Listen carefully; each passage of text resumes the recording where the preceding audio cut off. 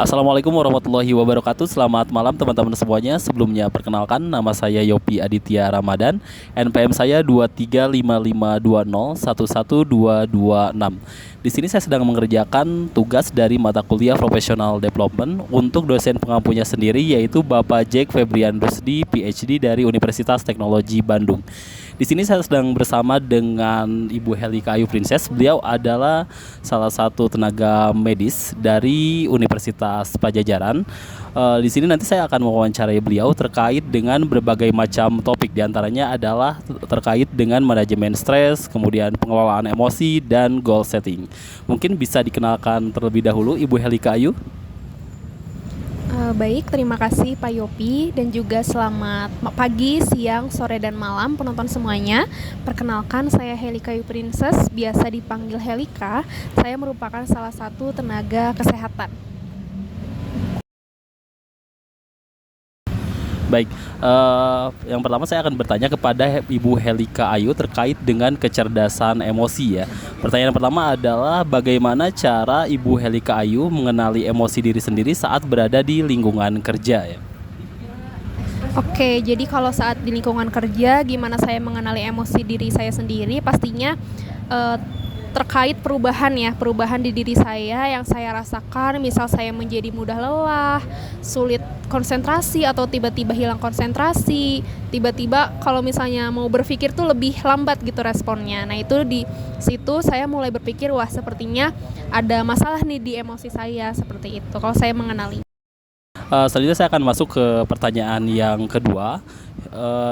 Pertanyaan yang kedua adalah bagaimana cara Bapak Ibu mengendalikan emosi saat berada di lingkungan kerja? Oke, tadi kan kita sudah mengenali ya ketika diri kita mengalami emosi yang tidak stabil. Nah, untuk cara mengendalikannya pastinya saya harus istirahat dulu sebentar. Saya biasanya menjauh dulu sejenak dari lingkungan pekerjaan saya untuk bernafas sebentar, istirahat sejenak, atau mencari udara segar untuk nanti merefreshkan kembali isi pikiran saya supaya emosinya lebih kembali stabil lagi. Seperti itu. Selanjutnya saya akan masuk ke pertanyaan yang ketiga ya. Yang pertanyaan yang ketiga adalah faktor apa aja sih yang mempengaruhi kondisi emosional Ibu Helika ketika berada di lingkungan kerja ya?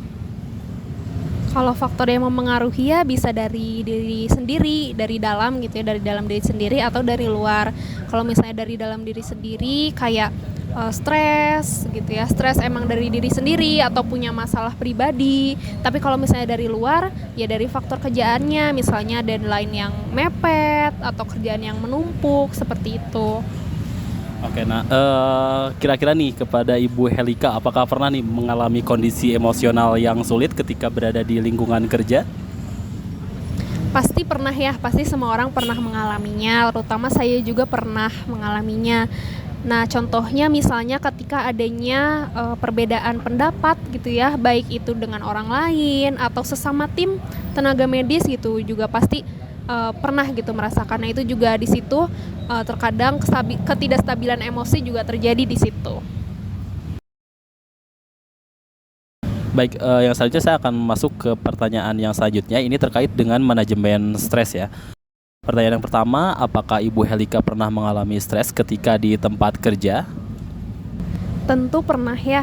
Pasti memang beberapa orang di luar sana juga pasti pernah mengalami stres di dunia kerja.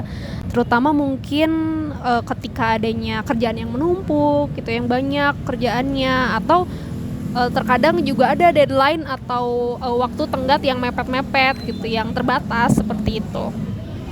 Oke, yang selanjutnya, lalu bagaimana sih cara Ibu Helika ini mengetahui kalau misalkan Ibu Helika sedang mengalami stres? Oke, kalau misalnya gimana cara kita tahunya, pasti kita udah udah mengenali diri kita sendiri gitu. Tiba-tiba nanti jadi sulit konsentrasi, hilang fokus, jadi lebih sensitif gitu terhadap hal-hal kecil. Nah, itu biasanya tanda-tanda ketika saya sudah mulai stres terhadap pekerjaan saya. Pertanyaan selanjutnya, bagaimana sih cara mengatasi stres ketika kita sedang berada di lingkungan kerja? Oke, ketika di lingkungan kerja ya cara mengatasinya pastinya Saya akan istirahat dulu sejenak. Saya istirahat sejenak. Saya mungkin akan sedikit menjaga jarak dengan pekerjaan saya. Saya mempersilahkan diri saya untuk rileks terlebih dahulu, istirahat sejenak untuk merefreshkan kembali pikiran saya. Setelah itu saya akan kembali lagi ke pekerjaan saya. Saya menyusun prioritas apa yang harus saya lakukan, dan ya lebih ke to-do list ya, apa yang harus saya lakukan terlebih dahulu gitu, apa yang urgent terlebih dahulu saya selesaikan, itu yang utama. Terkait dengan mental ini, saya ingin bertanya kepada Ibu Helika, bagaimana sih cara agar menjaga kesehatan mental kita ketika berada di lingkungan kerja ya, apalagi sekarang ini banyak sekali di generasi muda saat ini orang-orang yang terkena mental. Oke, kalau untuk menjaganya ya pastinya dari pola hidup kita sehari-hari. Mana yang utamanya adalah kita harus istirahat yang cukup, sekitar 6 atau sampai 7 jam per harinya. Istirahat itu tidak hanya terkait kuantitas, tapi kualitas tidur juga itu penting. Bagaimana cara kita tidur dengan nyaman, aman, seperti itu. Selain itu juga ketika sudah bangun tidur, harus kita wajib olahraga ya, wajib olahraga. Itu harus minimal 150 menit per minggunya untuk menjaga supaya tubuh kita tetap bugar. Terus juga pola makan yang harus diatur. Baik, kali ini saya akan masuk ke pertanyaan selanjutnya, ini terkait dengan goal setting ya. Pertanyaan yang pertama adalah bagaimana sih cara Ibu Helika menetapkan tujuan dalam karir di dunia medis? Oke, cara menetapkan tujuannya ya. Kalau untuk saya sendiri, pasti saya akan membuat beberapa poin atau beberapa poin yang berupa tujuan saya gitu ke depannya. Baik itu yang akan saya kejar atau saya wujudkan dalam jangka waktu yang pendek atau nanti dalam jangka waktu yang panjang, seperti itu. Menurut Ibu Helika, apakah lebih penting jangka pendek atau jangka panjang?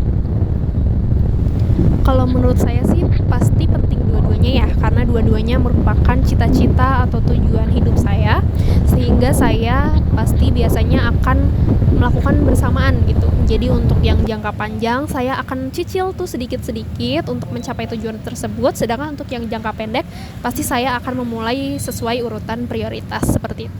Pertanyaan selanjutnya, kira-kira langkah apa saja sih yang dilakukan oleh Ibu Helika untuk mencapai target tersebut ya?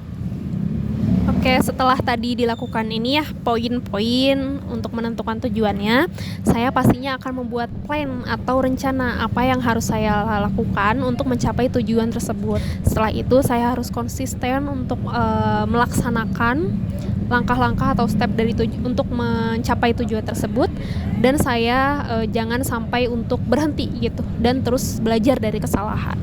Oke, kira-kira apa sih tantangan terbesar dalam mencapai target yang ditargetkan oleh Ibu Helika ya? Tantangannya ya pastinya tadi ya, dari kehilangan motivasi, dari stres, dari kondisi emosional, itu juga pasti menjadi salah satu tantangan gitu untuk diri saya sendiri. Tapi saya pasti akan mencoba untuk mengingat kembali apa sih tujuan awal saya untuk mencapai tujuan ini. Itu tujuan yang harus saya capai gitu. Meskipun prosesnya tidak sebentar gitu ya, meskipun lama, saya harus berjalan gitu sedikit demi sedikit. Oke, ini masuk ke pertanyaan terakhir ya kepada Ibu Helika. Kira-kira apakah ada saran Oke, mungkin untuk pesan terakhir dari saya, terus berjalan meskipun tidak berlari, seperti itu. Dan jangan berhenti, tetap terus mencoba meskipun gagal berulang kali. Baik, terima kasih kepada Ibu Helika untuk waktu dan kesempatannya kali ini. Mungkin segitu saja dari saya. Mohon maaf apabila ada kesalahan dalam pengucapan saya. Terima kasih. Assalamualaikum warahmatullahi wabarakatuh. Waalaikumsalam warahmatullahi wabarakatuh.